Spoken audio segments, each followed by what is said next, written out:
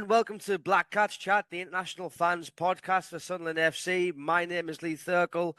I'm from the Bilbao Black Cats, and we're here for a Jermaine Defoe. Danny, we're going to do a Jermaine Defoe. We're going to have one last dance for this season of 2024-25. But obviously, our last dance is going to go better than Jermaine Defoe's. So, listen, we've got today. This is how it all started. It started back in September on the Sunday, the 8th of September. It was me. It was Danny from Bulgaria. Danny, how are you, mate? Hi, Lee. Still celebrating. I'm very well. Yeah, you were one of the first ones on the podcast. And also Justin in Toronto, Canada.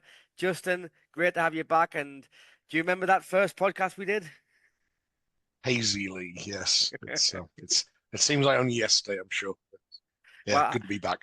I remember that, Danny, you were on a high because we'd just beaten Portsmouth 3-1 away. We'd given up that goal, what was a clean sheet record that we were going for. I think we needed one more game to get a clean sheet record. No 9 scored, no goal. And you were absolutely furious that there was an international break right then. And you were saying that this is the worst possible time we're going to have this national break, take the foot off the gas. And you were right, because we got beat off Plymouth the next game. Yes, I knew it. I told you so. But anyway, listen, so we're here today just for like a little season review, because it's been a mad season. I think there was, I don't know, just if we go back to pre-season, Bris came in. As the story goes, he was sixth choice on a 5-man shortlist. And they made a brilliant song about him. The guy on social media, Rob, I think his name was, with a "Let It Be" Regis Bris. So back in pre-season, did you expect us to? Well, I mean, the expectation was to do better than last season, that's for sure. But did you expect us to be up there pushing for the playoffs or even promotion? I must admit, I didn't look. I haven't revisited the first podcast. I have a feeling I was saying I thought we could get into the playoffs, but I thought that the automatics would be beyond us. So I think if that was what I said, then hey, I'm putting my lottery ticket on tonight. But I think obviously with the unknown of a brand new coach, not really knowing how we were going to play, how the team would react to him, I think really most of us really were expecting or hoping to get to the playoffs, but I think really expectations were like top half and do better than Mike Beale and Mike Dodds had done for us. Yeah, I mean, Dan. Last season obviously was a bit of a shit show, and I don't think that was because of lack of quality. I think it was just lack of guidance and leadership from the head coach, but also the people in charge at the top that were making the decisions. Because we got rid of Mowbray. Then we got Beale in. He didn't last very long. But I don't think it was like the players were necessarily shit. I think it's just like basically uncertainty, unsettled everything, too many changes. So we needed that kind of calm influence, didn't we? But we didn't know much about Bris, but we've learned a lot about him over the season. And he has stayed pretty chilled, hasn't he, throughout the season? Yeah. Hi, Justin. I've forgotten to say hello. I hope you're well. And what a pleasure to be talking about Sunderland promotion this time. What I would say is that I actually didn't know what to expect from the new season. I didn't know what to expect from the new manager. And I was quite curious, what can we do as performance with this young squad? So my expectations were at least to get to the playoffs. But I don't think I was that confident in the beginning of the season. But after the few wins that we were talking about, particularly after the game against Portsmouth, I probably had higher expectations than normal. And typical Sunderland, one season you do like a lot of changes, changing managers, wrong decisions, this and that. And then the next season we go through this funny season and win on the playoffs. So it's a typical Sunderland season, full of shocks and surprises. Some of them brilliant, some of them not that good. But I think what's more important now is that the final result that we managed to crawl our way to the Premier League. So, I mean, massive credit to players, management, the whole Sunderland AFC, everybody connected with the club, and then of course the fans. Yeah, absolutely. And Justin, so remember one of Bris's early press conferences, he came out with like a phrase that's become like legendary now, where he says, "We won't play like Guardiola or De Zerbi, because we are Sunderland and I'm Regis Lebris," and that's the way he's pretty much done it, hasn't he? He's done it. He's done it his own way. Yeah, it certainly has. I mean, I think they've obviously the high press stood us in good stead for those first 5 games. We won those 5 on the spin. I'm not entirely sure where we sort of stepped away from that. I mean, we had those 5 draws in November, where we seemed to be taking more of a back foot approach, I guess. And then perhaps it's unrealistic to expect us to play like on the front foot for 46 games. But yeah, I think when we were faltering a little bit around that sort of Christmas time, there was a concern that he didn't have a plan B. But I think sort of more recently, I'm obviously going into the playoffs and the final.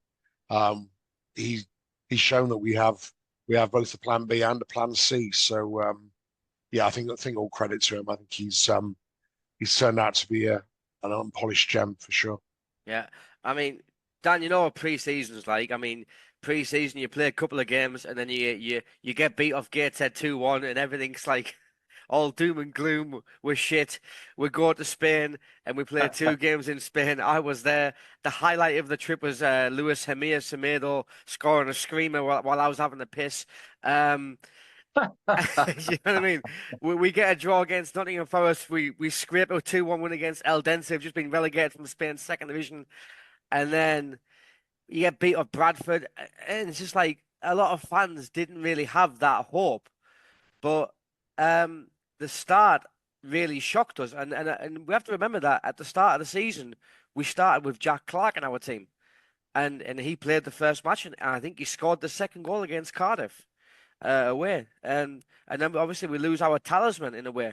So it's pretty impressive, isn't it? The way that we just kind of like, yeah, brushed off pre-season, brushed off Jack Clark leaving. Romain Mundle steps in as if he's never been away. He's been there for years. And that first 10 games of the season that put us top of the league was totally out of the blue, but it was quite impressive. Indeed, this is the moment to remind everyone that pre-season is about fitness. It's about trying different formations. You know, we shouldn't be that concerned if we lose pre-season games because they don't matter. What's important, as I said, is to get the team going, get them to full fitness, see who you can rely on, try a few different formations to see how we perform, change, make some substitutions in the second half and try a different style of play. So that's what it's all about. I mean, you can't just judge on the preseason games. So I know you're right. Everybody was surprised the way we started. And then, I mean, I don't think that any Sunderland fan will say the opposite. We were quite shocked that after 10 games, we were top of the league. And it was just like, where's this coming from? And then being Sunderland fans, we're thinking, okay, how long this is going to last until we start like performing badly. So you're just kind of waiting for this to happen. But then eventually it did happen, but we managed to get away with it and then reach the promised land. It's hard to predict a season in a championship, especially Sunderland, especially a young squad like ours, especially selling one of our best players earlier on, and then bringing like Mr. Nobody from France, and you know, like, who the hell is this? And you don't know what to expect.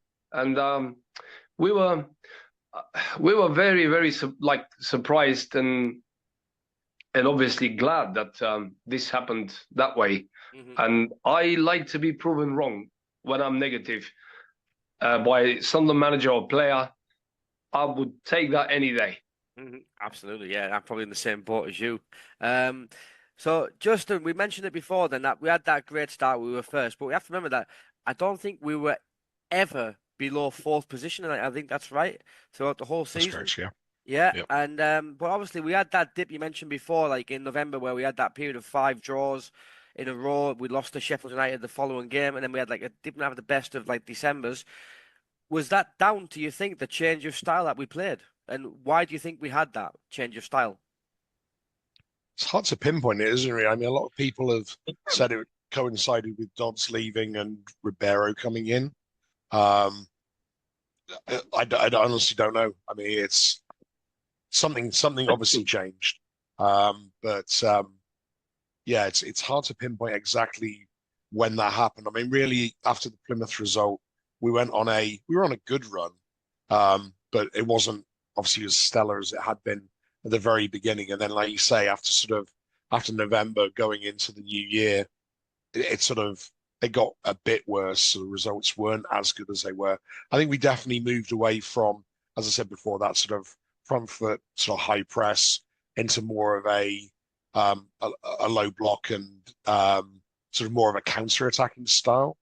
And perhaps it just took a little bit of time for us to get used to that, or maybe it was that teams had worked out how Bris was setting the team up, and it became more difficult after that. Perhaps it was a brief honeymoon period when he first came in. Yeah, hard to pinpoint exactly, but you got to remember as well, throughout the season we've had a lot of injuries to a lot of key players as well. So there has been a lot of changing in the team as well. Sort of not so much players playing out of position, but certainly rotating the squad because of injuries. Like Ballard became injured, and then obviously sort of going into the new year, we had Mundell and Bris getting Lefay rather, sorry, getting injured. So we have had I would say more than our fair share of injuries to key players as well. That's always something to bear in the back of your mind. Yeah, I think we probably didn't have our best 11 on the pitch until the playoff final. True. But Danny, this change of style then, because I remember Christian Speakman doing an interview with the club on the YouTube channel, must have been, I don't know, a year ago, or maybe when Mowbray was appointed, and he said that we want to implement a style or an identity that reflects the people of Sunderland and the fans of Sunderland, which is like basically high press and in your face, get the crowd behind you, a tackle's as good as a goal. And it was like that. But as we mentioned, that with this style changed, right, in, I don't know, October, November time. And you were at International Fans Day this year, I believe, right? And Yeah. Paul, I think you met Paul from Barcelona. He was there as well. And he actually asked Christian Speakman, what is the current identity of the club in terms of playing style, and how close are we to achieving that? And it's funny that he didn't mention, if you remember that, he didn't mention really the high pressing. He just basically mentioned a low block and a counter-attacking style, because apparently teams that try to do this in the Premier League are the ones that are most successful. If you go from the Championship playing high pressing football and on the front foot, I think you can do it in the Premiership in your first season, but you end up going down like the other 6 teams that have gone down the last 2 years. So did that surprise you that we have kind of changed this model, but it is kind of for the best? Yeah, well, I don't know if that surprised me, but I think that they might have had a different thoughts during the season, and they decided to change the way we play.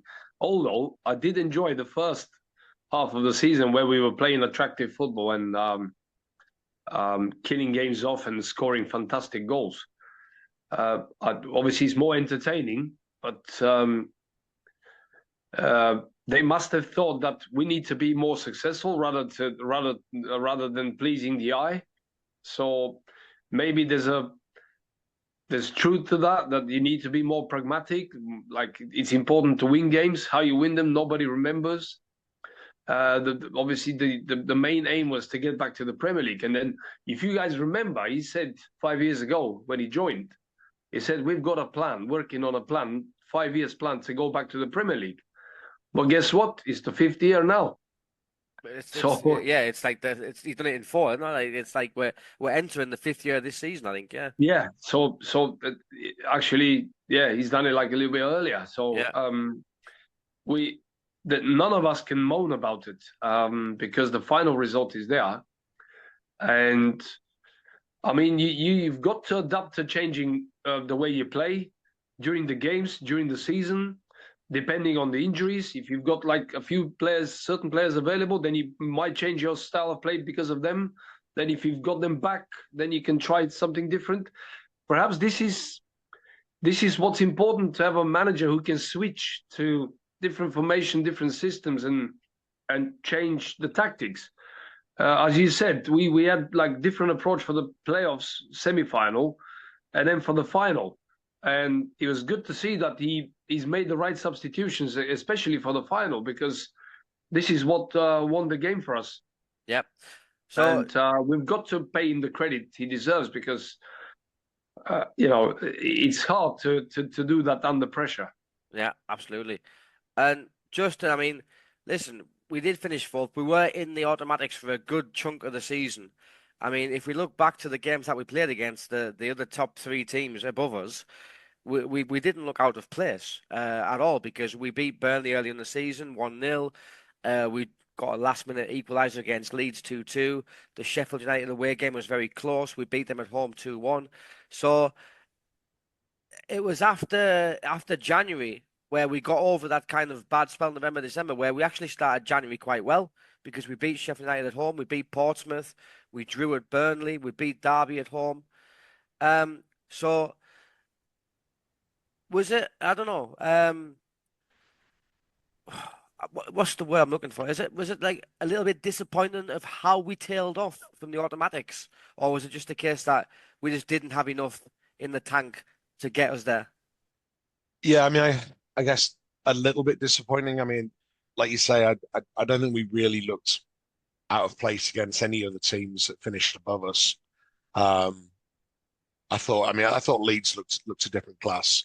I mean, like you say, we were fortunate to get the draw at home. Although that said, one of their goals was offside as well, so you could perhaps counter argue that. But I think in the away game at Elland Road really kind of knocked the belief out of the team. Really, I think had we come away with a point, or dare even say a win. I mean, we took the lead there, but we did really kind of collapse in the last 15, 20 minutes of the game. And I think it took the team a long time to get over that. I think that really knocked the belief out of them. And I think that at that point there started to be doubts that we would make it in the automatics. And you could see the performances definitely tailed off after that as well. So yeah, disappointing, but I think in reality, I mean, we're playing or being challenged by two teams that have come down with parachute payments. I mean, Sheffield obviously spent an awful lot of money in the January window as well, whereas we brought in a loan player basically and signed Isidore permanently. So yeah, I mean, you can't really compare what we were doing in the market to what Leeds and Sheffield United are doing. So yeah, I mean, like you say, sort of disappointing having been there for so long, but I think in reality, it was always going to be a very big struggle for us to maintain that for the entire season, given like I said, the youth of our squad, the quality. I'm not necessarily the quality, but certainly the experience in the squad. I think it was always going to be a bridge too far for us. Yeah, because Danny, I mean, Bris often trusted the same core of 14, 15 players, right? He never really budged from that. I mean, we were saying, like, for example, bring Alexic on, give him more minutes, or give this player a try. You know what I mean? But he didn't really do it. He had this core of players that he trusted, and I suppose that perhaps that's why the players got a bit burnt out, and possibly that why we didn't last the distance in that playoff, in that automatic promotion race. But the Leeds game, as just mentioned, was a key game, wasn't it? I think that last minute defeat, it really knocked the stuffing out of us, didn't it? Yeah, well, this explanation that you've just given us, it sounds about right. And some of the players got burnt out, and we don't have the squads Leeds and Sheffield United have, or Burnley. And the way we performed against them was quite pleasing, because particularly against Burnley, we absolutely like pushed them in their half, and they couldn't get out of it like for the whole first half. And 1-0 was like the minimum that we could have got. And then obviously very disappointing not to beat them away with the 2 missed penalties and we're hitting the woodwork, and we're like extremely unlucky against them away. And we played quite well, actually. Probably one of the best performances all season, despite the fact that we didn't win. I was really impressed by the way we played against Burnley away. Mm-hmm. Same we could say the same thing about first half against Leeds away. I was quite pleased with that, but then I think after the Leeds game, everything collapsed. Everything was just. We realized we don't have enough, as you say, in the tank. We don't have enough players. We don't have enough ideas how to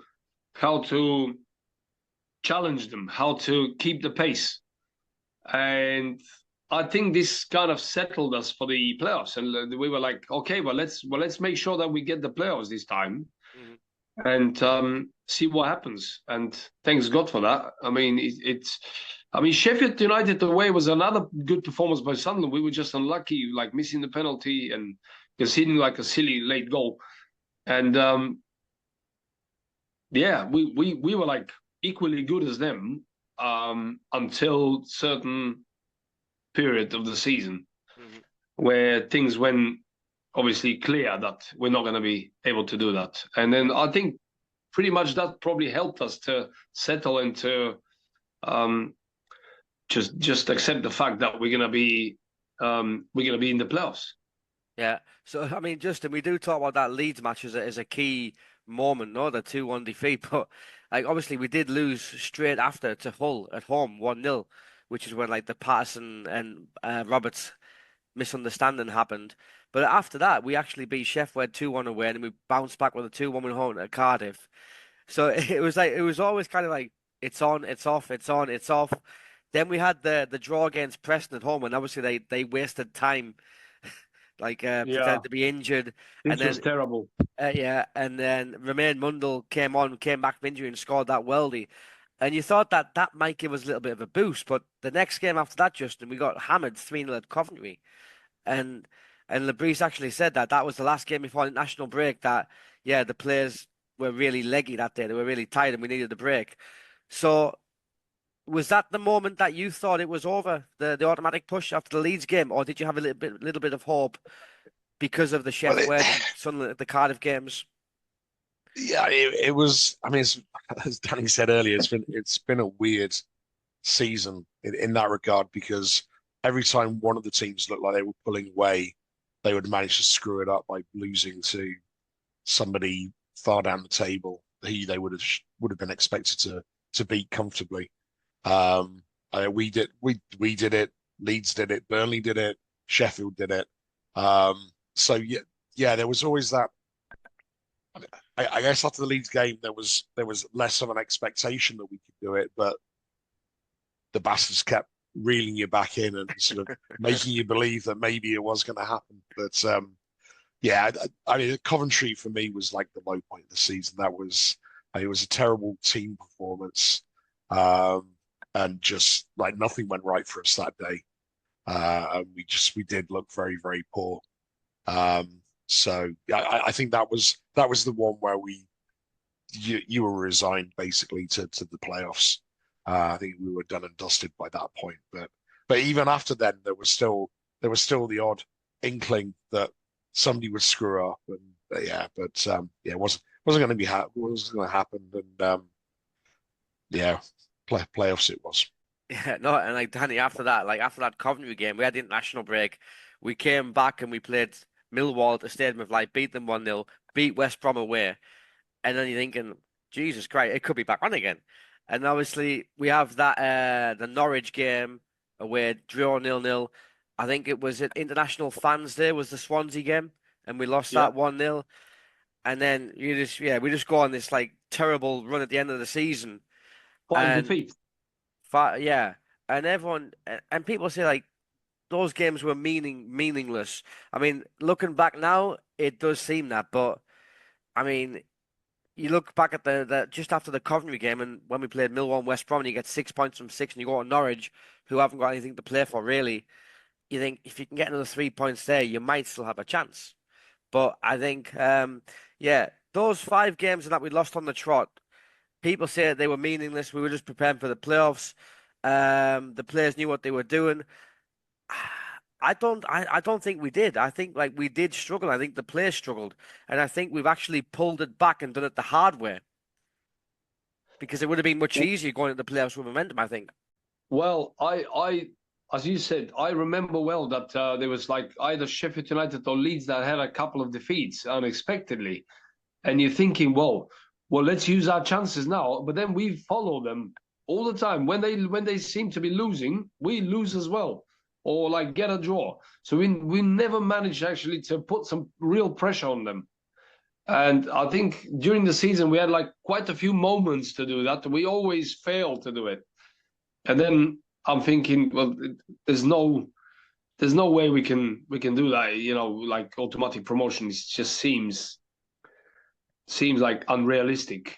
And I think the Coventry game just confirmed it, because after that we had a slim chance, missed it again against Norwich, and then that was it. The rest of it, that we knew that we need to sort of maybe relax and get the players not to avoid any injuries.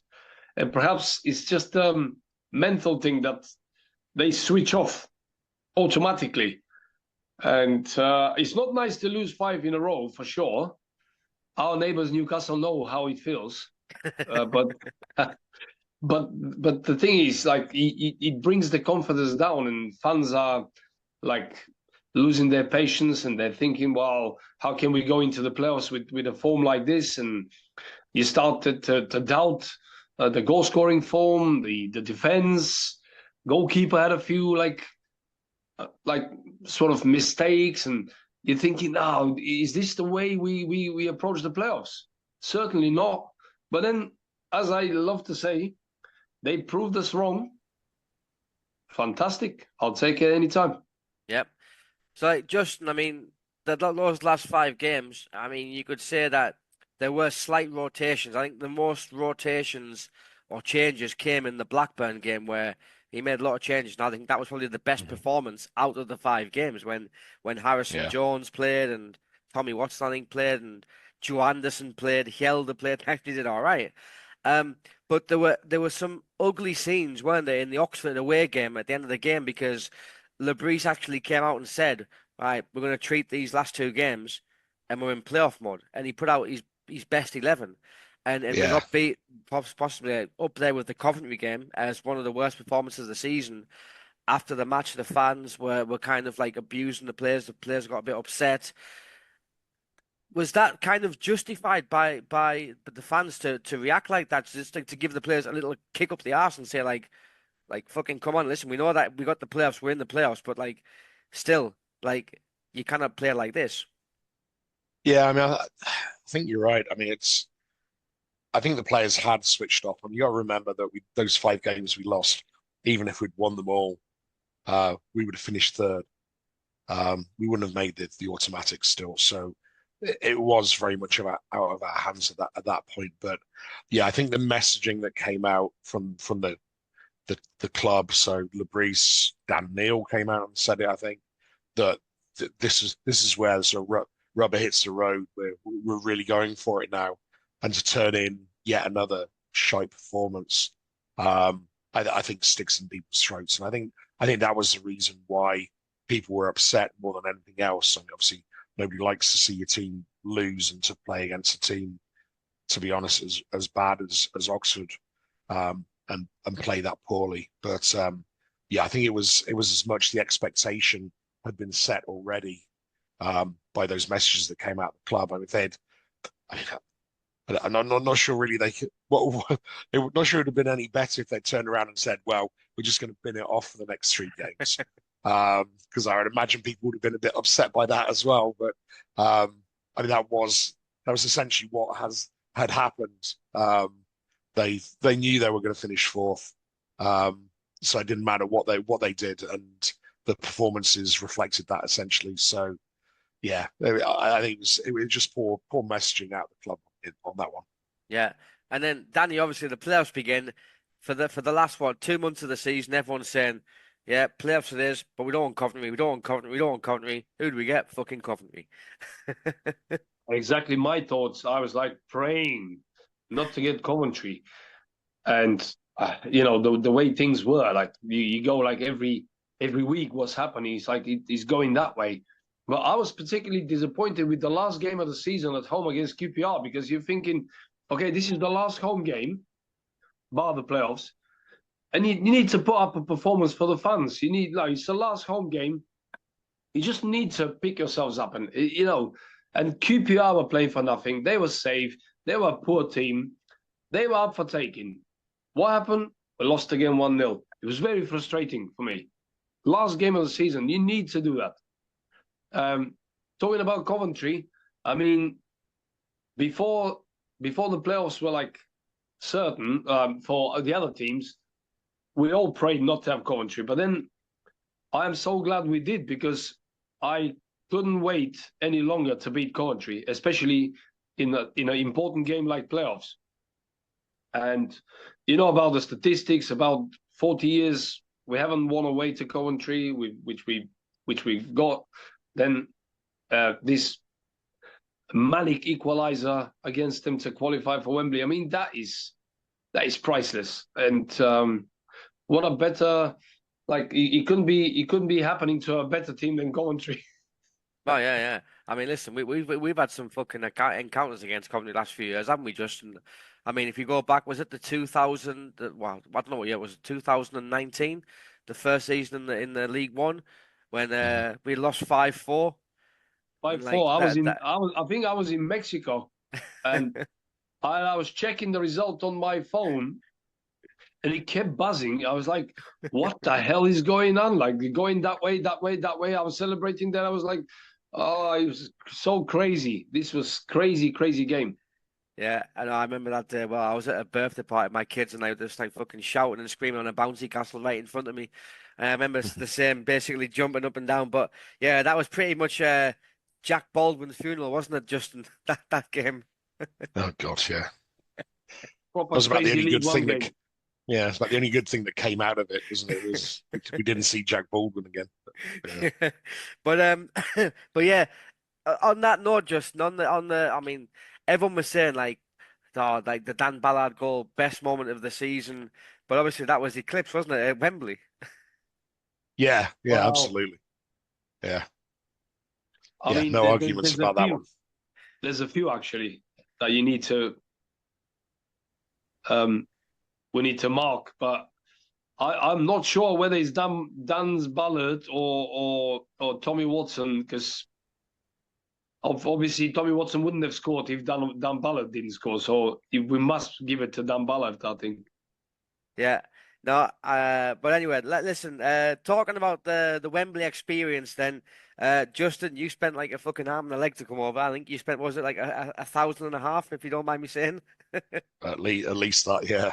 Right, Yeah. that was just on flights and accommodation. That I was think. just on the flight. Just the flight was 1,500, yeah. Oh, bloody hell. So you had like obviously hotels and beers and Yeah. London prices. Yeah. But no, it was great to see you there. Dan, you went the other fucking direction. You went to New York to, yeah, Yeah, you went to New York. You were in like a whiskey distillery upstate New York. yeah. And obviously when we scored that when we scored the winning goal, I was sat in front of your branch. I was like, there was Radoslav, there was your son there and the other lads, and I thought I'm gonna give Dan a video call, and share this moment with Dan. And the first two times you didn't pick up, you bastard. I was celebrating, but what happened was I watched the game in my mate's house in Buffalo, and he actually bought brand new telly for me for the game, and I actually couldn't sleep that night because we landed in Toronto the previous night, so I was extremely tired. And then when we got to his house, we had a few drinks. I went straight to bed, but guess what? I couldn't sleep. I was so excited and because of the final, I just couldn't sleep. Yeah. So I got up early, made a cup of coffee, and I sat in front of the telly waiting, counting the minutes. And then I put the flag up, put my shirt on, and my mate said, "Well, listen, as he's not a great football fan, he's like doing it because of me." And he said, "Well, you know what? I'm sitting to watch with you now, and I'll bring a couple of beers." I said, "Well, that sounds a good idea," because I was on like a little diet, but that was gonna go obviously. And when the game started, you know what happened first half, and things were like really bad, and I was really down. I couldn't see this happening at all. But when that happened, I'm telling you, I nearly got his house down screaming. And I nearly missed the second goal, the winner, because I was holding up for the toilet and I went and I was like, oh, come on. We equalized. I thought, like, I can't hold anymore. I'm going to go. So as I am coming out of the toilet, I could see Tommy getting the ball, charging forward, placing this shot down. I just couldn't believe my eyes. He went in. And the rest of it was, I can't describe it. I was running up and down and I didn't know what to do with myself. And then on top of everything, I had to go to this distillery because we had 2:00 appointment. So we had to leave his house 12:30 after the game. And I went straight there, bringing my flag with me, telling the owner that we just won promotion to the Premier League and we're going to double celebrate. So I got him to hold the flag with me, and we were like, it was one of the best days in my life because the whole day was full of emotions. Do you know what? I just had this vision of you, Danny, in a whiskey distillery in upstate New York. You sitting on the toilet with a glass of whiskey in your hand, watching the match on your phone, and like just celebrating. But I wasn't too far off. I wasn't too far off. But yeah, Yeah, not too far because I celebrated all day, and even including the night when we watched the heavy metal band performing they got a little stage there. Yeah. So the band was performing in the evening, and then lunchtime there was another acoustic guitar band, and then me and Tommy like going around and drinking, trying different whiskeys, and I've met a lot of people, and they were all coming to congratulate me when I told them about it, and it was the best feeling ever. It was just like I was walking, like a friend of mine says, like a dog with two willies. Yeah. Or as they say, a dog with a belly full of piss in the street of lamppost, eh? I was just up in the air. I was like, yeah, I bet. I mean, Justin, you were there along with me. I mean, I climbed up 4 rows of chairs just to celebrate with you, Sean, Martin, Rado, Ian. It was just brilliant. But I mean, when that first goal went in, it kind of like put a dampener on things. And then when the second went in, you're thinking, shit, it's not going to be our day. I thought it was over, to be honest, when that second one went in. The only thing, I mean, I saw Kiefer Moore, I think it was, tried to head the ball, and I thought it was him that was offside, and I was sure he wasn't. But I hadn't even realised that Sousa was on top of Pato. So yeah, I mean anybody who watched it would have heard the cheer from the Sunderland fans when it was disallowed. And I think that was the point where you started having belief again that we could get back into the game. And then second half, I mean, I thought we came out much stronger after half time, and thankfully got that equaliser, and yeah, the rest is history. Yeah, I mean, Dan, you must have been quite negative at halftime. 1-0 down. We didn't play great, but then obviously when he made the subs, and like, listen, what subs to make? Because if you're 1-0 down in a Wembley playoff final, and the other team, it was a warm day. It wasn't just like, it was about 20, 21 degrees, so it wasn't as hot as other years, but it was still a warm day. But still, when you got like 3 players like attacking players like Isidore Roberts and Tommy Watson, who basically want to get at you, as the opposing team, you must be kind of like shitting yourself for the last 20 minutes. Well, let me tell you that when they scored the second goal, my heart sank, and I feared, and I said to my wife and my mates there, I said, we are going to get trashed. I had that fear. After the second goal, it was just going to be like a horror show. And disallowing this goal, I think, gave not only me belief, but the players as well. And I haven't watched the game again, like fully, but I will probably. I think we started like showing signs of picking up after the 30th minute. But then the real change came in the second half when we started. We actually started extremely brightly straight away. And I had this hope, like straight away. I thought, like, well, this is different. This is different. And then with the subs, we must say they were like spot on. The substitutions were at the right time, the right players, and you could see it coming. And that's something obviously, we've criticised during the season, isn't it? The timing of Bris subs, yes, or the lack of them. But fair play, he had bollocks to make them, and especially take your team captain off. This time was very different. And then when the equaliser came out, we sort of like relaxed a little bit, and I thought, well, at least we've got the equaliser now. Perhaps we can nick it at the end. Perhaps we can go into extra time and like try and push on, because I could see Sheffield United dropping.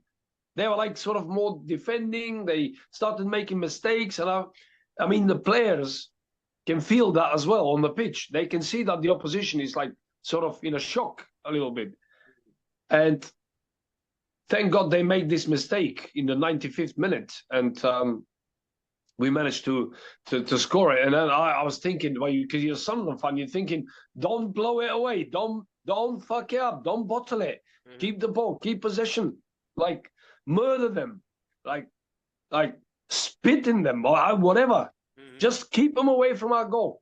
Yeah, you know, and then how many minutes the referee gave? 12 minutes. well, 12 minutes in total they played. He gave seven. seven. Gave 7. We played 12. We played 12. It felt like 12 years.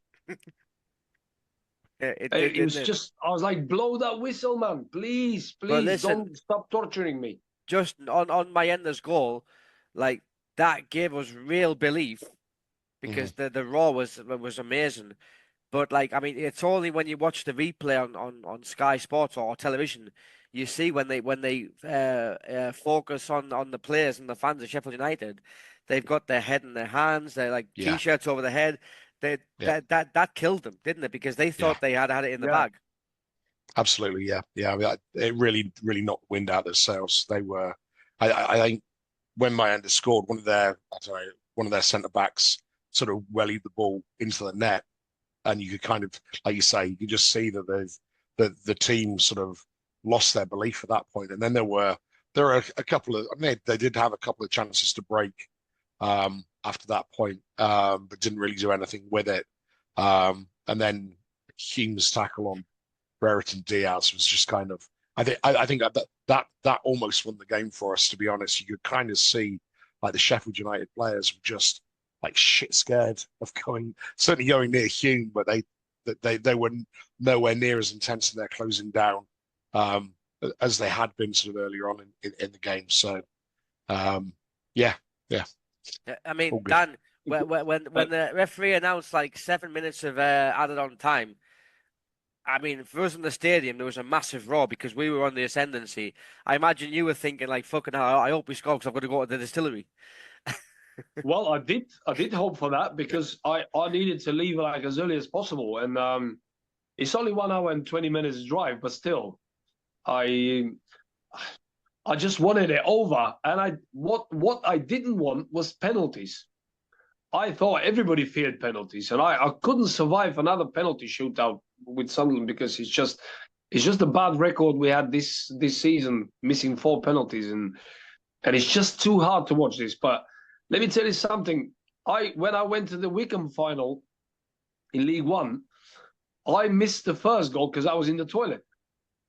And I nearly done the same for Tommy Watson's goal because I went again in the toilet. And I was like, I will never, ever do that again because I nearly missed the two most important goals in Sunderland history in the last 15 years or so. Or perhaps you should keep going to the toilet because perhaps you were the harbinger of the goals. I know, Your bladder. I wanted to witness the goals. And then luckily, Ross Stewart scored the second one against Wickham. And then luckily, I came out of the toilet on time to see Tommy Watson doing it. So... You know what you need. Guys, tell me what was it like when you were at Wembley and we score in the last minute? I mean, I don't know how I would have felt and what I would have done. I mean, surely I would have been punching the air and hugging everybody around me and saying silly things. Maybe I don't know, but like, what is it like, Justin? Yeah, it just happened in slow motion. I think that was the thing. It was that was the.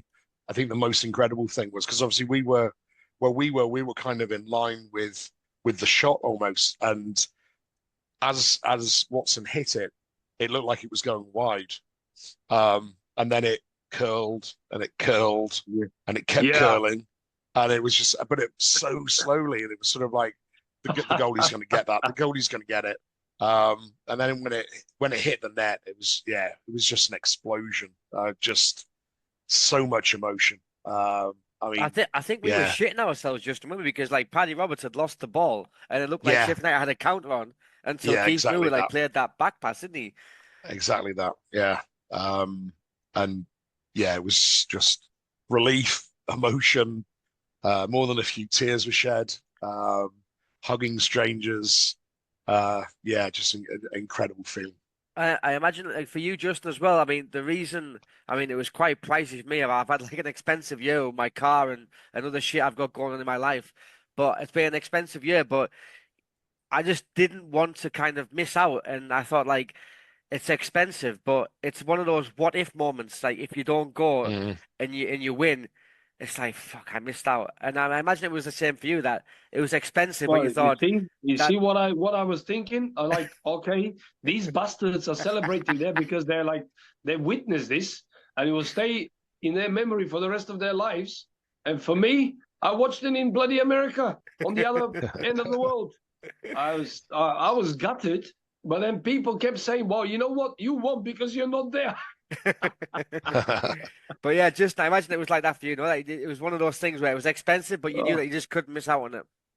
Well, to be honest, we were having so much trouble getting tickets to start with. I mean, the vast majority of the NASA people who come over had got tickets through corporate hospitality, and obviously Rebecca and I were working on getting the tickets for them, and they were sort of paying.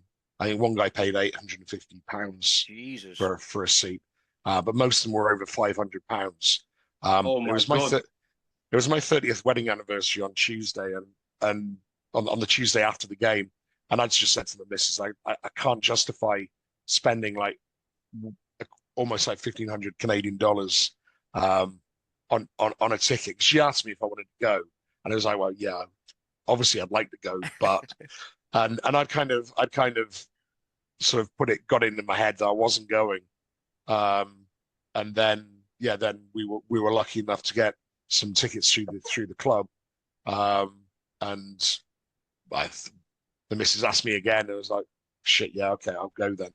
I'm probably to be honest, the money that I spent on the extra cost of the flight and the extra cost of the hotels by not booking it earlier probably offset what I would have paid anyway. But it's worth every penny. Just an incredible weekend.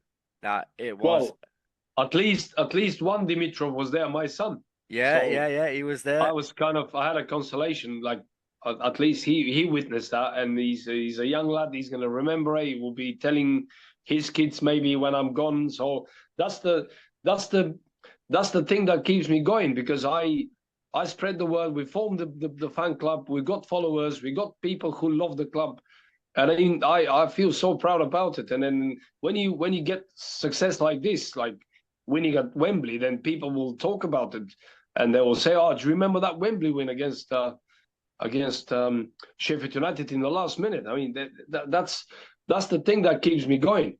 Mm-hmm. No, and Dan, we did share that moment, didn't we? Because you did eventually pick up my fucking video call, Yes. and like we did get a moment where there was like me, you on the other side, and there was like Rado, and I don't know who the Yeah. baldy guy is, the baldy guy, but he was hilarious during the match. He was really funny, and then there's like your son as well. So no, it was really nice to share that moment. But anyway, listen, enough of Wembley. We're going to go to best goals of the season because. I just like I've been going through the goals and I thought, fucking hell, we've scored a lot of corkers this season, and we just There was some. It's hard to pin down sort of even like a top five, to be honest. There was some really special goals. I mean, is people have criticized Isidore for missing sort of open goals, but he scored some bangers through the whole season, and yeah, there's some corkers in there. well, I'm gonna go through Correct. the list, right? And you're gonna tell me which one are probably your top three, right? So we got Okay, Isidore the volley, the left-footed volley against Coventry, where yeah, it was left-hand side cross came in and he whipped it in yeah, with his left foot. Mundell against Preston at home. Dan Ballard obviously against Coventry has to go up there. Although it wasn't a great goal, but it was the moment. Isidore against Hull, where he broke when the referee got in the way. And he broke from like the middle of the pitch. Dennis Cirkin against Coventry at home, the left foot thunder bastard. Mayenda Bristol City away when he like ran the length of the pitch. yeah. Dan Neil versus Swansea to get us back into the game. Chris Rigg against Borough, the back heel. Oh, that's another interesting one. Yes. Yeah. Job against Oxford, where he just like walloped one in from about 25 yards out. Mayenda against Sheffield United at Wembley obviously was a very good goal because the touch and the finish. Mayenda against the other Sheffield team, Sheffield Wednesday, I think was his first goal of the season. Yeah. I think it was Lafie scored his first goal against, was it Luton? In the Luton game at home? I don't know if it was Yeah, I Luton. think so. Yeah, He was Yeah, at home. it sounds was at right. home. Yeah. I think it was Luton. And Yeah. then another one I've got is Isidore against Port. I think it was Portsmouth at home. I don't know if it was Portsmouth or Plymouth, but Wasn't it Oxford? That like a scissor kick. where the one where Dan Neil plays it over. Yeah, yeah. Yes, I think it was against Oxford at home. Sounds don't about know. right as well. Was Yeah. that Oxford? I can't remember. I can't remember who it was, but Well, yeah, or Derby. Oxford or Derby. I don't know who it was. But anyway, but like there's It those. was like a scissor. It was like a Yeah, scissor kick, yeah. It was like a like Dan volley. Neil like played it over the top, and then like Isidore Yes. got on the end of it. And I'm thinking like, fuck it, hell, it's hard to pick like I can't even pick five of those out of 10. Yeah. So What you've got to remember is that these goals we're talking about is you either like you can divide them in like which goal is very important, and then clearly which one is very like attractive. But it's hard. It's really, really hard to decide on this. I mean, should I give you some more yeah. time to think? Justin, you want to go I first? I would throw in I would say better than the whole one was Isidore against Borough, the other goal where the Yeah. Faye played him in and he sat their keeper down and just rolled it into the net. That was just a beautiful goal. Mhm. Yeah, I mean, my top five were Mayenda against City. I got Sirkin and Isidore against Coventry. I got Watson at Wembley and Mundell against Preston. Mhm. yeah, That was top goal. I was quite impressed with Mayenda's goal against Bristol City because this was like a solo performance, and he picked up the ball in our half, and then we were 10 men, and he went on the other end to score. I think this was quite a performance, quite a goal, and I'll probably go for that one because I think this showed what this lad can do. Yeah, so you're going to go for that one, right? Justin, you're going to go for which one did you say, Justin? Was your first one? I think I had Mayenda's goal as my Mayenda. top one. Yeah. Right. I'm going to go for Dennis Cirkin against Coventry because I think like the way he just come back from injury, I think as well. And he'd had a very difficult period, and he just broke out, and no one expected him to shoot. Like being the Sunderland way, you'd expect him to like go up like 30 yards up the pitch, and then probably just get dispossessed. But then to have the balls to just like whack it in from 30 yards out with his left foot. So for me, that would be mine. Best saves, Dan. I think undoubtedly Anthony Patterson in the first minute at Wembley, right? Well, it's got to be because I mean, without that, we like I don't think we would have done it. I mean, it's not easy to say what would have happened, but that save was top draw. Yep. Justin, would you agree with that? Yeah, I agree with that. And you could probably throw in that the second save that he made against, I think it was Tyrese Campbell at Wembley, where he was diving the wrong way and just kind Yeah, of in the second half. Stretched out his leg and kicked it clear. So that was a good save. To be fair to him, I mean, I know we sort of pick him up on his distribution, but he's a decent shot stopper. He does make some very good saves. So there's quite a few sort of through the season, but that certainly that one in the first minute at Wembley is the standout for sure. In terms of importance, yeah. Dan, I want to ask you now for your player of the year and your young player of the year. Player of the year. Oh, young player, and then that's So a I think really, it was really like tough Trey question. Hume. Trey Hume won the official one, didn't he? And Job got the other one. But would you agree with both of them? Young player, I would say Trey Hume for sure. Or was it? Sorry, No, he's not that young now. Trey Hume Sorry. got player of the season. Yeah, Job got young player of the year. Yeah, sorry. Yeah. Well, Well, remember we gave Luke O'Nien young player of the year when he was 23, and he said he felt a bit embarrassed about it, didn't he? well, player of the season is quite hard to pick because some players perform well like half of the season, then they had like a few. Oh, and then you can't say Dan Ballard because he was out injured for so long as well. I mean, Trey Hume was like possibly the right choice because he kept going all season. He was like right solid throughout the season. Mm-hmm. He'd be He's my probably choice, right, eh? yeah. He'd be, like, in terms of consistency, I don't think there's anyone more consistent than him. Consistency, he definitely was up there. The young player, I mean, probably Joe Bellingham would be the right choice as well because he was solid. He never been scared of situations. He was just like bossing the midfield, and for a young player to perform like this, it's just amazing. Mm-hmm. Justin? Yeah, I mean, I had sort of like a short list of three for the player of the year. Job, I think, would be a contender. Dan Neil, I thought, despite his many critics, I thought he didn't have a very good playoff final, but I thought throughout the season he played very well. And Trey Hume, I mean, I remember saying on the NASA chat, probably around Christmas, New Year time, that I didn't think Trey Hume was having as good a season as perhaps we expected him to have. But he's still very influential. I think,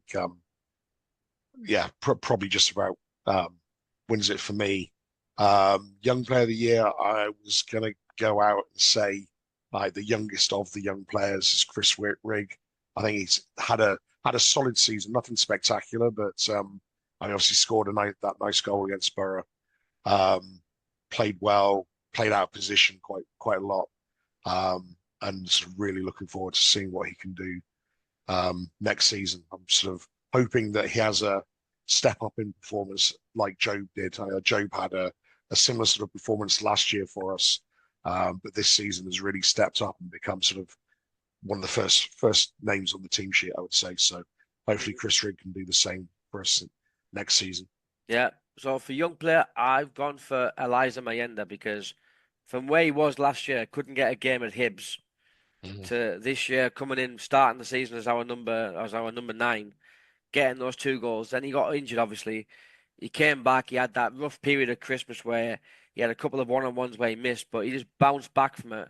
And he's just come on. He's just like gone from strength to strength. And the fact that he scored 10 goals in his first full season in English football, plus I think he's got about 5 or 6 assists, and he's only 20-year-old. I think that says a lot about the type of player that he is now and the player that he's going to be in the future. So I will go for Mayenda for my young player. Right, Danny, appreciation of the ownership and the backroom staff, because Christian Speakman, I think, was it 2020 that he came in, Justin, around that time, Yeah. December, Yeah. and Kirill came in February 2021. So obviously he came in halfway through that season, I mean, we just sacked Phil Parkinson. Lee Johnson was the new man to come in. We finished that season in the playoffs, but we lost to Lincoln. Fucking hell. Yeah. But you can't really put that on him or Kirill because they came in halfway through the season. But every season since, apart from last season, like the shit show, Yeah. Yeah. they've progressed the club massively. Yeah, you've got to give them the credit. I mean, as I said, they said 5 years time we're going to be in the Premier League. That's the plan we're working on, and they quite they changed the whole vision of the club. And as he was explaining that how much was the team worth in 2020, 2019, probably like League One team was like 1.5 million, and then now we got players that like at least 5 or 6 players are wanted by other clubs, and the team value is probably, I don't know, I've seen the figure somewhere. I don't want to say it because I'm not sure whether he's right. Over 100 million at least, yeah. Yeah, over 100 million pounds. So and to qualify to the Premier League with such a young squad, I mean, average age is 24.3. I mean, that is such an amazing achievement that you can't really describe it, and everybody deserves a praise. Everybody, from the cleaners basically to the chairman and the owners of the club. Everybody deserves the credit, and then obviously the players, because we have such a young, talented bunch, fearless, making mistakes, of course, but at the same time trying and pushing forward, and then we got the reward for it. So I think, yeah, well done to everybody. Yeah, I mean, just the way that the club is structured now, it's night and day, isn't it? To when, like, for example, Niall Quinn appointed himself as manager, the latter years of Ellis Shaw, where we were paying like, what was it, £3 a month on plant pots. We had like Margaret Byrne, Congat, and Defanti. You really get the feeling now, don't you, that there is a plan, and we have people who actually know what they're fucking doing. Yeah, that's it exactly. That there is a plan. There is a direction. There is expectations, and it seems to me that we've brought in not even good people. We've brought in possibly the best people. I mean, Christian Speakman. I mean, God, I hope he doesn't get poached and go anywhere else. I mean, hopefully the fact that we're in the Premier League, we can step up and make his dreams come true. But I mean, even on the commercial side, David Bruce, and we were lucky to speak to him on one of the NASA socials. And obviously spoken to him, but you've probably spoken to him at like International Fans Day. Really, really bright guy. And the things that they're doing, sort of behind the scenes on the commercial side of things, and obviously the Hummel partnership is the obvious one, but just across the board, sort of the way the store's being run now, the fact that they're moving away from Ticketmaster to SeatGeek, the renovations, the improvements that have been made at the stadium, at the academy. I think you really have to look at it and sort of admire what's being done, and it really does feel like we're being set up for long-term success. Yeah, I mean, listen, in the time that they've been here, there have been what, 4 playoff campaigns. Mm-hmm. Yeah, because there was the Lincoln season, the Wickham season, and then the first season in the Championship, and then this one. And that's that's since 2020, 2021. That's incredible. Obviously, listen, it's not going to be always like linear, isn't it? It's not going to be always like upwards. There are going to be bumps in the road like there were last season. But as long as they learn from it. But what I think as well, just you mentioned David Bruce. I think like we need that kind of person in that role, so that they can transmit to the ownership, so that the ownership actually gets like what the fans want, because it isn't really difficult, is it not, to get us on board? No, we are quite simple, no? Exactly that, yeah. We just want a team to be proud of, basically. And obviously, part of the way of getting to that is making the club a commercial success, making sure that people are happy when they come through the door and they have the facilities when they come to the stadium or they go to the shop or whatever.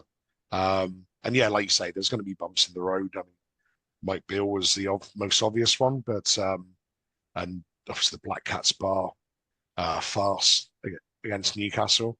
But it seems like they have done their due diligence after that and have worked out what went wrong, who made the wrong decisions, and what they need to do the next time. And hopefully, we won't be getting any repeats of that. And yeah, like I say, just seem to be going from strength to strength. Yeah. I mean, Dan, you work for Bulgarian TV for covering Premier League matches, yeah? Big smile on your face there, you bastard. So, listen, from your experience of watching Premier League football for Bulgarian TV, and the model that we've got and the style of play that we've got, do you think that we can compete enough to be able to survive our first season? Well, that's the toughest question to answer. I mean, it all depends of how we spend these couple of months before the new season and who we sell, who we get in, can they quickly fit into the team, and what style, what approach we're gonna have. Because Premier League is a completely different game, different animal. So we need to be learning how to be pragmatic. We need to be clever. We need to sort of change quickly the style we play, and we need to be extremely careful against the top teams. Then we need to make sure that we beat the neighbors in 2 games, and breed that confidence in the players. And then if we start well, I mean, we've got every reason to believe that we can do it, because obviously people will be thinking that the 3 clubs promoted this season will follow the footsteps of the ones that relegated from the Premier League this season. So, I mean, the possibility is there for sure, but it's what the club does in the next 2 months that's important. Then we will know whether we have a chance or not. I mean, with the squad we have at the minute, let's say it's the same squad with no additions, I think we've got no chance. Sorry to be negative again, but like, we need to be realistic with our chances. As things are at the moment, with probably a few players leaving, can't see it happening. But of course, if we get the right players, we get good replacements, bit of belief, bit of luck, it's possible. Yeah. No, Justin, for me, obviously the odds are against us, aren't they? Because the last 2 seasons, the teams that have come up have went straight back down. But what gives me hope is the fact that our progress going up since the ownership and Speakman came in, that gives me hope that they know what to do, or they've got a pretty good idea of what to do. So that gives me hope that we can be the different one, like the odd one out, like that we can kind of scrape a survival in our first season. They always say like the first season is probably the most difficult one. Yeah. Yeah, I mean, Speakman had always said, I assume it's still the case, that they had obviously tried to cover all eventualities sort of for their planning. That their planning, part of their 5-year plan, is that they are looking 1 year, 2 year ahead, and part of that is which division are we going to be in. So hopefully they have a list of players who they think are going to be possible signings for us, who would augment the team. I think the scary thing for me, I sort of echoing what Dan said, I was watching one of the reviews of the playoff final last night, and one of the stats that the guy came up with was that the Sheffield United team had something like 279 Premier League appearances in their starting 11, and we had 0. And I think that's the scary thing. It's the fact that we don't have that experience. We don't necessarily. We may have that never say die attitude, and we might keep running, but we don't have anybody who's been there before, which is why I think. I mean, like, Jordan Henderson has been spoken about as a possible signing. I mean, he's probably only got a year or two left in him as a pro. He's in the latest England squad, so he's still doing something right. But I think having somebody like that who would be able to sort of provide that level of experience and mentorship to the younger players could prove to be invaluable.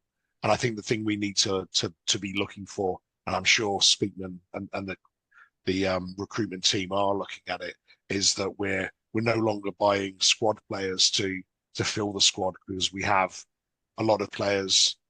We had a lot of players who are on loan who potentially we need to move on now, because I don't think they're Premier League players. But we need to be looking to make sure that players who come in are going to be challenging for like a starting position in the Premier League, and not being somebody who's going to be good in two or three seasons time. And I think sort of on the playing style, I mean, the fact that we had moved to this sort of counter-attacking style, it's very much how like Brentford and Forest play the Premier League, and they've both done relatively well this season. So I think there is hope. I think we do definitely need to bring in sort of probably three or four starters, and certainly another, I would say, 2 or 3 players who are going to be sort of certainly challenging some of our starting 11, because we have a bad history with injuries, and we definitely don't have the depth of squad to be replacing like Trey Hume, like Dennis Serkin. We might get away with Elise coming back into the team, but we are a bit sort of threadbare. And like you said earlier, Bris has had a habit of only playing sort of 14 or 15 players throughout the season. It's obviously because he doesn't trust the players to play in the Championship. It's going to be even worse when we get to the Premier League. So, yeah, we definitely need to recruit very, very cleverly. Yeah, and Dan, on the topic of recruitment, then it was only about a couple of days after Wembley that news broke out that Job was in Frankfurt having talks. Now he's seemingly off to Borussia Dortmund. What are your thoughts on how that's played out? I mean, obviously we would like to keep and see him in the Premier League, but do you understand it from his point of view? Well, yeah, as far as I know, the club had a gentleman agreement with him that if he had an offer from a big club like abroad or like somewhere, that we will let him go. And then I don't think this is a surprise for anybody, particularly Borussia Dortmund, where his brother started. So I think this was quite clear that eventually will happen. But I was hoping that when we reach the Premier League, that I was hoping that he would like to try one season with us in the Premier League. And I actually still believe this is a possibility. But perhaps he will go and we need to find a replacement for sure. But I'd like to remind people for how much we've got him. Well, if I remember well what he was, probably 1 million or just over 1 million. 3.5, wasn't it? I think 3 million. Yeah. Oh, 3 million. But still, yeah. To spend 3 million and to get 33 million is just a good business, isn't it? And that's one of the differences that if you compare how Sunderland was dealing with selling Kevin Phillips and players, we were losing money from every single transfer, apart from Henderson and Pickford. But now we seem to be doing the business side as well. And to be honest, Henderson coming, I am not that convinced that that's going to work. I know he's experienced. I know he's from Sunderland. He will be helping the young lads, but I never actually liked the idea of like someone who's played for the club and then come back again. It's not working. There's so much expectation. I can't see it. I just want the club to find another gems around Europe, around the world, and bring at least 5 good players hungry to play in the Premier League. And depending on who we sell, obviously we need to buy a few players to cover and to have on the bench. So the club will be busy this summer for sure. Yeah. But I really hope they carry on their strategy from the last 5 seasons and get some talented players hungry to play in the Premier League to show what they can do. I mean, we got Enzo Lefebvre now, which is great. He's part of the deal. that was another thing that we knew that's going to happen if we win promotion. So there's no surprise there. We're going to sign him. It's part of the deal. But then the rest of it is unknown. Like, Yeah, we and don't know who we're going to get. We don't know who we're going to sell. So this is. now, Danny, Didier Ndong is no longer our record signing. Oh yes, yeah. It's Enzo Lefebvre is now our record signing. So thanks God for that. But yeah, Justin, where do you stand on Job? And if Job does leave, is Henderson the right replacement for a year or two to fill as a stopgap? Yeah, I mean, I sort of shared Danzig's that sort of thoughts. To be honest, it's sort of it seems like the Bellingham model to have moved on. I kind of hoped that the fact that we got promoted, he might consider staying, and there is still that possibility. I mean, God, just give us till January. I mean, if we're tanking it, then sell him then. Yeah, so it would have been nice to keep hold of him, but it does look like he's. There was reports this morning that he's agreed a 5-year deal with Dortmund. So I think Dortmund now need to stamp up the cash for him, and like his release fee is 40 million euros, I believe. So that's the price I believe we should be asking, to be brutally honest. Yeah, forget this gentleman's agreement bollocks, right? I mean, bollocks to that. It's like if it's in his contract, he can go. If you pay 40 million, then you pay 40 million for him. We're not going to haggle over it. Just pay the money and let's be on the way. Whether Jordan Henderson's the right person, I mean, he's a very different sort of player, I would say. I mean, probably now would be more of the Dan Neil role, the role that Dan Neil has been playing, rather than the box-to-box midfielder. I don't think he has the engine anymore, but that would allow Rig and Neil to play further forward, which was where they were playing originally anyway. So yeah, I don't think that's necessarily the worst move in the world. But yeah, I mean, I believe he's on about 90,000 euros a week at Ajax. I'm surprised it was as little as that, to be honest, because I know he was getting paid quite handsomely in Saudi. So I think he's on the cusp of being affordable. I mean, I think we're paying, or Lefebvre was being paid around that for Roma. So I'm assuming we must be paying around that for him now. Assuming it's a 2-year contract, probably make it more of a sort of pay per play type deal. It wouldn't necessarily be the worst thing. I'm more heartened by some of the other players that we've been linked with. I think Cook from Wolves is a good player. There's a few others as well. So even like Oscar Bob on loan from Man City would be a very good deal for us as well. So I think we do need that experience. We do need players who have got some Premier League games under their belt. If Jordan Henderson doesn't come through, I don't think I'd lose too much sleep about it. But I think I think it wouldn't be the worst deal if we were to get it across the line. Yeah, and I think, Dan, the players that we do bring in, they have to be of the right profile and have the right attitude, because I think that's what's key, isn't it, to our success, is having that bond. Absolutely, as I said earlier, it's just what we've been doing in the last 5 years. It looks like our scouts are doing a great business, and look at the talents that we brought in the team. I mean, it's just like, look at Sirkin, look at Danny Ballard. They're just priceless young lads, hungry. I mean, Jack Clark, unfortunately he was sold, but like for a good amount of money. And if we carry on doing that with a few like loan deals, perhaps we can get like attract a bigger player on a loan deal, and then hope for the best that they fit into the team and perform and get a few good results, get the belief back, and then that's how you build on. And if we do the right business again this summer, we've got a reason to believe. Mm-hmm. Yeah, and like just on the Lefebvre signing, I mean, listen, if Bris hadn't been coach, there's no chance in hell we're getting him, and you can see that he's got the bug, hasn't he? Yeah, absolutely. I mean, there was a comment I saw on social media today, basically, I think from one of the French papers, where Bris basically said he had the thought of trying for Lefebvre, but really didn't expect to get him. He was like, I think he said he thought he had a 1% chance of getting him.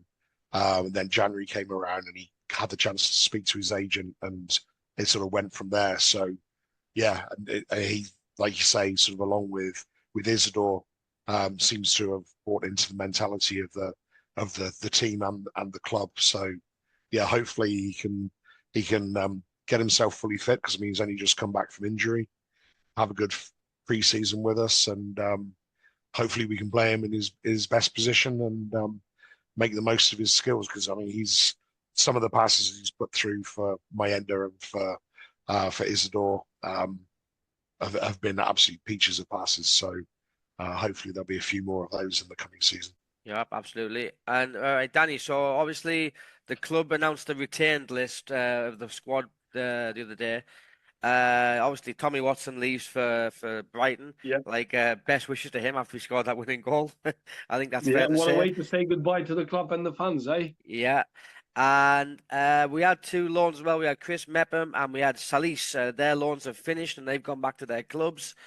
Yeah. Would you take any of them back for next season, Dan? I liked both of them. Obviously, the concern with Ali's was that he was getting injured quite often. So for me, this is a great concern, because we had this before when we were buying like all the injured Man United players, if you remember. Yeah. And a few others. So I don't want Sunderland to be another nursing home. I want to buy new players. I mean, Mepham was quite good, quite solid defender. He was only obviously one of the people with experience in the squad. But what worries me about him is that he's a bit too slow for the Premier League, or even for the Championship. So as much as I liked him, I think we should move on and get some exciting players to the best of our ability. And I think a couple of loan deals can do a great a miracle, pretty much. I mean, if we get the right ones. So if the club is wise about it, I mean, I don't know how much money they're willing to spend. Is anybody's guess, but I don't feel that they're going to want to spend too much. I think they're going to be pretty sensitive about it. And if we get a few talented youngsters again and a few experienced players on loan, maybe we can get this mix of a team of young players and experienced players to perform in the Premier League. Mm-hmm. Yeah, Justin, thoughts on Mepham and Salis? Would you have them back permanently or another loan, or? Well, I mean, Salis we'd have to pay for, because I think he's got another 2 years on his contract at Lille or wherever it was we got him from. As Danny said, I think the fact that he's been so injury prone this season, or just constantly injured this season, not really seen enough from him to be able to make a decision. I mean, he has Champions League pedigree, so in theory he should be a decent player, but I mean, he's basically had an entire season off, so whether he'll be able to get back up to speed again quickly is anyone's guess. Mepham's an interesting one. I mean, he's in theory out of contract at Bournemouth this summer, unless they do, I think it's a mutual contract extension. So we would get him for free. As cover, maybe. I mean, given Ballard's injury history as well, we're going to need 2 or 3 centre backs. You worry about Luke O'Nien. I mean, obviously, another shoulder dislocation makes you worry about his sort of long-term future as well. So I think we do need numbers in the back. So Mepham I wouldn't be upset if he came. Similarly, I wouldn't be overly upset if we didn't get him either. Mm-hmm. Yeah, I'm kind of in the same, because I'm thinking if he couldn't get in at the end of the season ahead of O'Nien and Ballard, and that's in the Championship. Yeah. And I think that we do need at least one better centre back in the Premier League than O'Nien or Ballard. Yeah, So, and Ballard's not quick either. So, like, as Danny said, we do need some pace at the back, and yeah, Mepham's not your man if you want to sprint against Haaland. Yeah, and I think on Salis as well, I actually liked him. I thought when he played all right. He had a couple of dodgy moments, but I think yeah, the fact that he hasn't played a great deal, and even when he was fit, for those last 5 games, I thought Bris might have used him more, but he didn't in the end. I mean, he didn't Yeah, even really use Alan Brown either. He used very few of the subs. Like Alexic didn't really play. Brown didn't play much. Salis, Hjelde. So you've got to kind of wonder for these guys' future as well because you got like Jensen sealed as well. Elise. yeah. I mean, do you think it's going to be a summer of a lot of ins and outs in terms of those squad players that we might kind of move a few on? I think it's inevitable. I mean, like I said before, we had a lot of players out on loan, like Bar, Rusin, Alshish, Triantis. One of the goalies is out on loan, wasn't he? Matty Young, yeah, There's actually 2 goalies out on young. and There was Bishop. Bishop, that's right, yeah. Is he slow player? I think so. Yes. Um, so yeah, and then there's the fringe players like Alan Brown, who's obviously not getting any younger, and probably would be thinking of commanding a starting place somewhere. So yeah, I think there will be not exactly a revolving door at the Academy of Light, but I think a lot of the players who were out on loan will be looked to move on again, whether it's on loan or whether it's permanently. Because I mean, let's be honest, if they're not good enough for the Championship, they're not going to be good enough for the Premier League. I think some of the younger players, like Matt Young again, probably could get a loan in the Championship. Abdullahi probably needs to get playing time at a higher level. Alexic, you would probably think would need to get some playing time as well. So yeah, I don't see, well, hopefully don't see too many of the starting 11 or the sort of the regular players being moved on. But yeah, I can certainly see quite a few of the squad players making way. Yeah. Well, Danny, like I think the first game of the season is scheduled for the weekend of the 16th of August, I think it is. Yep. Uh, Ooh. it's gonna be at home, I think, because the following weekend, Justin, you're going to the rugby at the Stadium of Light, I think, isn't it? Yep, that's correct. So, but the first game is probably going to be at home. Before that, though, they've announced the pre-season finally today. We've got our annual trip to Gateshead and South Shields on the same day. Then we're going to Portugal for a week, and we've got 2 matches in the stadium of the Algarve to be announced is the teams. Hearts of Midlothian, we're playing those on the 26th of July. Testimonial for Craig Gordon, which I think is fair enough because he was a very good player for us. And we've got Hull City. We always seem to play Hull City in pre-season, I think, don't we? Hull City at the MKM Stadium on the 29th, and then we've got Real Betis at the Stadium of Light on Saturday. I think is it Saturday 2nd of August. And there's rumours that we're going to have another game. I think just on the 9th, the week before. Yeah, there's a rumor we're going to play an MLS team that weekend. Yeah. Don't know who, but I'm guessing it must be like the All-Star break or something like that over here. So yeah, that's the rumor. And Dan, I think in the SAFC group, the WhatsApp group we're in, and one of the lads said it might be into Miami. Yeah, well, imagine that, Messi at the Stadium of Light. oh, yeah. I mean, mouth-watering. Well, I'm not going to be in England for the beginning of the season for a start. I'm going to be away in Bulgaria, coming back on the 25th of August. So I don't know when I'm going to be able to see the lads in the Premier League for the first time in 8 years, but hopefully I can manage a game or 2 in September. Obviously, there's 6 fixtures in London, which is going to be easy for me to get to.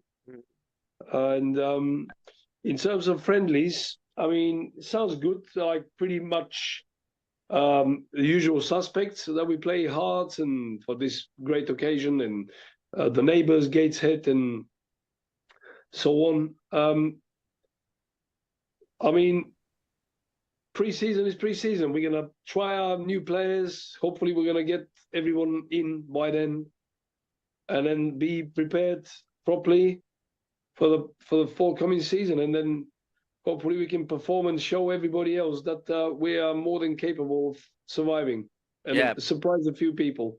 But the big question, Dan, right, is that if you're covering Sunderland match in London for Bulgarian TV, are you going to be Well, biased? well, yeah. I mean, well, I'll try not to be, but it's hard. I don't forget that I was in the press box when we beat Chelsea 3-0 and 2-1 with Mourinho, and I had to control my emotions there, and it was bloody hard.